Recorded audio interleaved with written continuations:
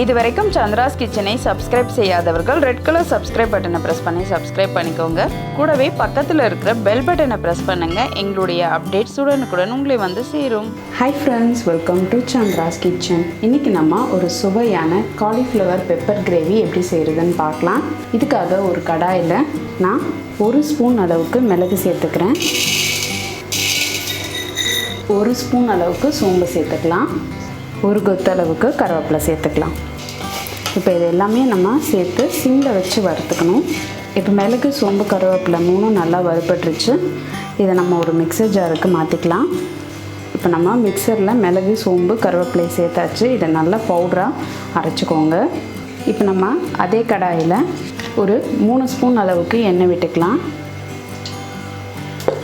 எண்ணெய் கொஞ்சம் சூடாகட்டும். இப்போ எண்ணெய் சூடாகிடுச்சு. நம்ம ஒரு துண்டு பட்டையை சேர்த்துக்கலாம். அடுத்ததான் நம்ம வெங்காயம் ஒன்று பொடியாக நறுக்கி வச்சுருக்கிறத சேர்த்துக்கலாம். 1 ஸ்பூன் அளவுக்கு இஞ்சி பூண்டு விழுது சேர்த்துக்கலாம். இப்போ இதை எல்லாத்தையும் நல்லா வதக்கிக்கலாம். இப்போ வெங்காயம் நல்லா வதங்கிடுச்சு. நம்ம தக்காளி பழத்தை சேர்த்துக்கலாம். தக்காளி நான் 2 தக்காளியை பொடியாக நறுக்கியிருக்கேன். அதை இதோட சேர்த்துக்கலாம். சேர்த்துட்டு நல்லா இதை வதக்கிக்கோங்க. இது கூட நம்ம கொஞ்சம் போல் உப்பு சேர்த்துக்கலாம். மஞ்சள் தூள் 1 பிஞ்ச் சேர்த்துக்கலாம். இப்போ வெங்காயம், தக்காளி, உப்பு, மஞ்சள் தூள் எல்லாமே நல்லா சேர்ந்து இது வதங்கட்டும். இப்போ வெங்காயம், தக்காளியெல்லாம் நல்லா வதங்கிட்டு எண்ணெய் பிரிஞ்சு வர ஆரம்பிச்சிருச்சு. நான் ஏற்கனவே காலிஃப்ளவரை மஞ்சள் தூள், கொஞ்சம் உப்பு சேர்த்து வேக வச்சுருந்தேன். இது அரை பதம் வெந்திருக்கு. இப்போ இந்த அரை பதம் வெந்த காலிஃப்ளவரை நம்ம வெங்காயம், தக்காளியோடு சேர்த்துக்கலாம். சேர்த்துட்டு நல்லா கலந்துருங்க. இப்போ நம்ம 1 ஸ்பூன் அளவுக்கு மிளகாய் தூள் சேர்த்துக்கலாம். சேர்த்துட்டு நல்லா கலந்துருங்க. நம்ம ஏற்கனவே கொஞ்சம் உப்பு சேர்த்துருக்கோம். காலிஃப்ளவர்லேயும் நான் கொஞ்சம் உப்பு சேர்த்து வேக வச்சுருக்கேன். அதனால் நம்ம கொஞ்சம் தண்ணி சேர்த்துட்டு உப்பை செக் பண்ணிவிட்டு அதுக்கப்புறம் உப்பு தேவைன்னா சேர்த்துக்கலாம். இப்போ நம்ம கொஞ்சம் தண்ணி சேர்த்துக்கலாம். நம்ம இப்போ 1.5 டம்ளர் அளவுக்கு தண்ணி சேர்த்துருக்கோம். சேர்த்துட்டு இதை நல்லா கலந்துடலாம்.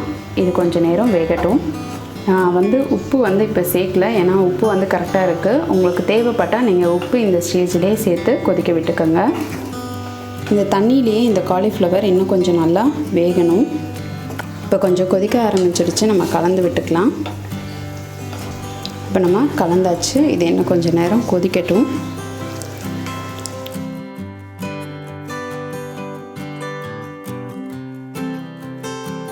காலிஃப்ளவர் நல்லா வெந்துடுச்சு. கிரேவியும் கொஞ்சம் திக்காக ஆரம்பிச்சிருக்கு. இந்த ஸ்டேஜில் நம்ம ஏற்கனவே வறுத்து பிடிச்ச மிளகு, சோம்பு, கருவேப்பிலை பொடியை இதில் சேர்த்துக்கலாம். சேர்த்துட்டு நல்லா இதை கலந்துருங்க. இப்போ நம்ம ஸ்டவ் ஆஃப் பண்ணிடலாம்.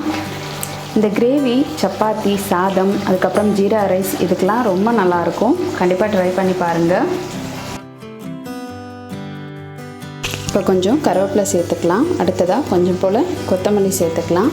இப்போ நம்மளுடைய சுவையான காலிஃப்ளவர் பெப்பர் கிரேவி சூப்பராக ரெடி ஆயிடுச்சு.